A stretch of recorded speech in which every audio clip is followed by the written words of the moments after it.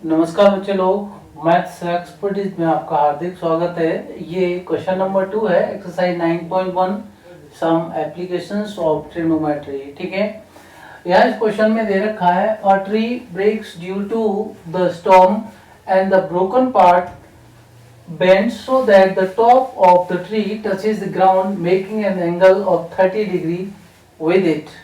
ठीक है, यहाँ एक पेड़ इस तरह से आपका ये है ए बी। अब तूफान आया और पेड़ कहीं से टूट गया। कहाँ से टूट गया पेड़? मान लीजिए पेड़ यहाँ से टूट गया, सी पॉइंट से। ठीक है ना, ये समझ में आ रहा होगा आपको। अब ये जो है ना पार्ट, ये जो एसी है वो ग्राउंड को यहाँ कहीं टच करता है। ठीक है ना, ब्रोकन पार्ट क्या है? Broken part of the tree touches the ground making an angle of 30 degree with it. Ground के साथ में वो कितने डिग्री का एंगल बनाता है? 30 डिग्री का एंगल बनाता है। ये कुछ दे रखा है ना आपको, यानी पेड़ जो है आपका क्या है? हाइट ऑफ द ट्री कितनी है? हाइट ऑफ द ट्री कितनी है बेटा? ए बी है। ठीक है ना, अब सी से, पॉइंट सी से, यानी यहां से बीच में कहीं टूट गया पेड़ और एसी जो है यहां पर क्या हो गया? बेंड हुआ और ग्राउंड को टच किया इसका ए पॉइंट ने। ए पॉइंट ने कहां टच किया? तो हमने इसको क्या कर लिया? ए डैश मान लिया। ठीक है, ए पॉइंट टूट करके कहां आ गया? ये यहां आ गया बेटा। ए डैश करके ले लीजिए इस पॉइंट को। वैसे आप ना ए बी सी डी करके भी ले सकते हैं। मान लीजिए अगर आप इसको ए डैश नहीं लेते, कंफ्यूज होते हैं, ए बी सी और इसको डी ले लीजिए। ठीक है ना, अब यहाँ आपका एक बात क्लियर होना चाहिए कि ए सी जो है क्या बीसी डी सी के इक्वल है? यहाँ पर ए सी जो है किसके इक्वल है? डी सी के इक्वल है। ठीक है, और हाइट ऑफ द ट्री आगे आप रीड कर लीजिए इसको। ठीक है, the distance between the foot of the tree to the point where the top touches the ground is 8 metre. अब ये जो टॉप है ना, ये डिस्टेंस इसको यहाँ टच कर रहा है ग्राउंड को, और ट्री के बॉटम से इसकी डिस्टेंस जो दे रखी है वो क्या है? 8 मीटर है। क्या है बेटा? 8 मीटर है। ये लिखा हुआ है यहाँ पर, ध्यान दीजिए। The distance between the foot of the tree, between the foot of the tree and the point where the top touches the ground, here top touches the ground, so the foot of the tree and the top of the tree, this is here, the distance between them is 8 meter। find the height of the tree, we need to find a b। अब आप कैसे निकालेंगे A B को? देखिए मेरे पास ये एक right angle triangle है, ट्री क्या है? परपेंडिकुलर है उसके। ठीक है, तो ये राइट एंगल ट्राइंगल हो जाएगा हमारा, ये राइट एंगल बी हो जाएगा। यहां मुझे क्या निकालना है? ध्यान दीजिए, बीसी निकालना है और एसी निकालना है। भाई एसी निकालने की जरूरत नहीं है, अगर मैं डीसी को निकाल लेता हूं, ठीक है ना, तो वो मेरा एसी के इक्वल हो जाएगा। राइट, मैंने कौन सा ट्राइंगल लेना है बेटा? मैंने ट्राइंगल लेना है सी बी डी। ठीक है, इसमें अगर मैं बात करता हूं, ये मेरा बेस है, ये परपेंडिकुलर निकालना है मुझे, तो टेन थीटा का जो है मैंने ट्रिग्नोमेट्रिक रेशियोज यूज करना होगा। क्या यूज करना है मैंने?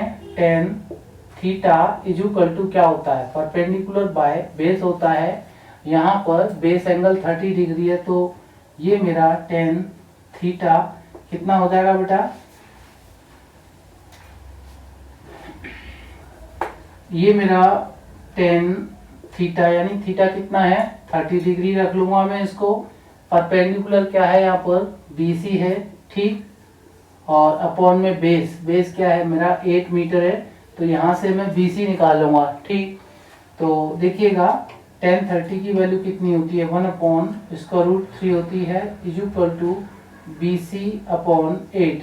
मुझे निकालना क्या है? बीसी निकालना है, तो मैं इसको BC अगर फाइंड आउट करना है, 8 को इधर शिफ्ट कर दूंगा तो 8 बाई इसका रूट 3 होता है। ठीक है, तो BC मेरा कितना आया? 8 अपॉन इसका रूट 3। अब बच्चे लोग कंफ्यूज हो गए क्या सर ऐसा रखना चाहिए 8/√3? देखो बेटा, मैं मानता हूँ कि डिनोमिनेटर जो है इसका क्या है, इरेशनल नंबर है, आप इसको रैशनलाइज कर सकते हैं, ठीक है।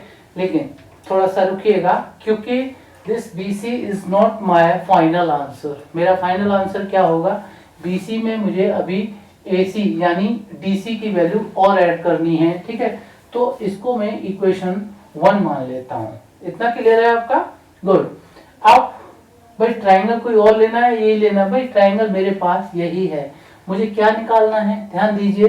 भाई मेरे पास क्या है, बेस है, ठीक है। मेरे पास हाइपोटेन्यूज निकालना है, तो cos थीटा जो होता है वो क्या होता है आपका, बेस अपॉन हाइपोटेन्यूज होता है।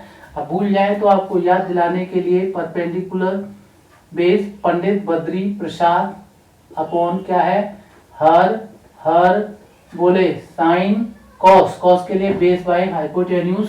तो मैंने क्या किया यहाँ पर, इसी ट्राइंगल में cos theta is equal to base by hypotenuse लूंगा मैं, और थीटा की वैल्यू क्या है यहाँ पर 30 डिग्री है। बेस कितना है बेटा, 8 है। हाइपोटेन्यूज कितना है, DC है। cos 30 की वैल्यू क्या होगी, cos 30 की वैल्यू इसका √3/2 होगी। जो sin 30 की वैल्यू होती है वो cos 60 की होती है, और जो cos 30 की वैल्यू होती है वो sin 60 की होती है। कितना आपको आना चाहिए, तो ये cos 30 की वैल्यू इसका √3/2, दिस इज 8/DC। अगर मैं यहाँ से देखिए, मुझे तो BC प्लस DC निकालना है, तो BC ये रहा, और DC यहाँ से निकालूंगा तो DC को इधर शिफ्ट कर दूंगा मैं, तो DC, ठीक है।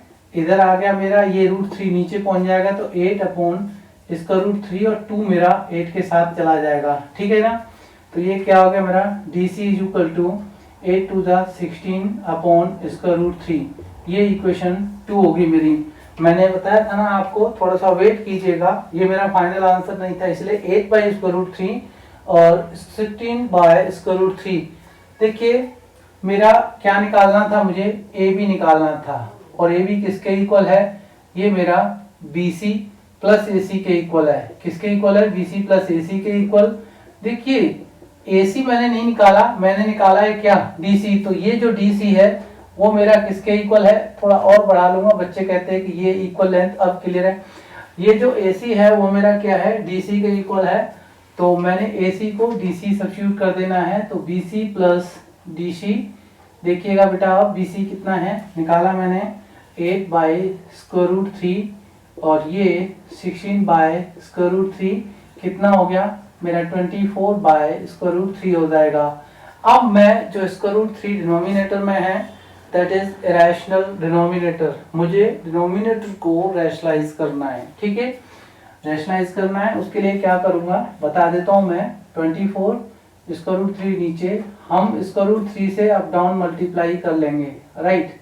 क्या आ जाएगा बेटा, 24 इंटू इसका √3 अपॉन में इसका √3, इसका √3 3 हो जाएगा, तो 3 बन जा 3 3 8 जा, ये मेरा हो जाएगा 8 इंटू इसका √3 मीटर। ये मेरा हाइट ऑफ ट्री हो जाएगा, AB का वैल्यू हो जाएगा इतना। आपने ध्यान रखना है बेटे, ठीक है। अगर देखिए 8 स्क्वायर रूट 3 मीटर ये हाइट ऑफ द ट्री आ रहा है, ठीक है। अगर आपको क्वेश्चन ऐसे दे रखा है, आप ये आंसर निकाल सकते हैं। आंसर कभी कभी क्या होता है, डेसिमल में यहाँ दे रखा होता है, इसका √3 नहीं होता। तो क्या करते हैं, अब मान लीजिए अगर ऑप्शनल है, एमसीक्यूज में आ गए तो क्या करेंगे आप, भाई वहां पर ये नहीं दे रखा, डेसिमल में दे रखा है, तो क्या दे रखा होगा। एक तो ये आंसर आपको याद रखना है, क्लियर है ना। आप ध्यान दीजिएगा, हमने इसका √3 की वैल्यू 1.732 रख ली। 8 से मल्टीप्लाई कर दो, 8 2 16, 1 8 3 24, 25 2, ठीक है ना। और 8 7 56 और 2 58, कैरी ओवर 5 एंड 8 बन जा 8 एंड 5 कितना 13। तो 1 2 3 1 2 3 13 पॉइंट, ए बी की वैल्यू अब क्या हो जाएगी 13.856 मीटर हो जाएगी।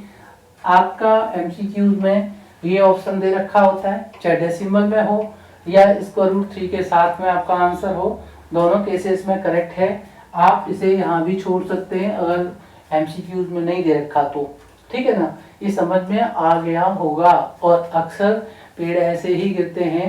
अभी रिसेंटली मैंने एक बच्चे को पूछा कि भाई बहुत तेज तूफान आया, एक पेड़ बीच में कहीं से टूट गया तो कहाँ जाएगा, तो बोलता वो तो उड़ के कहीं और चला जाएगा। क्या पेड़ उड़ करके ऐसा लग रहा है कि आरी से काटती है। अगर बहुत तेज स्टॉर्म आता है, तूफान आता है, तो आरी लेके आता है साथ में, ऐसे खचाक से पेड़ काटेगा, पेड़ उड़ करके वो उतना पोर्शन सीधा सा यहाँ से कटेगा, सीधा चला जाएगा कहीं, नहीं ऐसा नहीं होता। वो ये जो है ऐसे पेड़ यहाँ से कहीं से टूटता है तो वो सीधी सी बात है, कुछ पार्ट तो उस ट्री का जुड़ा होता है, सारा पेड़ पूरी तरह से तो नहीं टूटता, नहीं ना। अब ऐसे करके वो कहीं ना कहीं जमीन से टच हो जाता है, ठीक है। वही केस यहाँ पर है। और ये जो हाइपोटेन्यूस बना है ना, ये वाला ब्रोकन पार्ट होता है, इतना आपको क्लियर करना होगा, ठीक है। समझ में आ गया होगा आई होप। बहुत अच्छा कर सकते हैं आप और कर भी रहे होंगे, ठीक है। एंड ऑल द बेस्ट बच्चे लोग।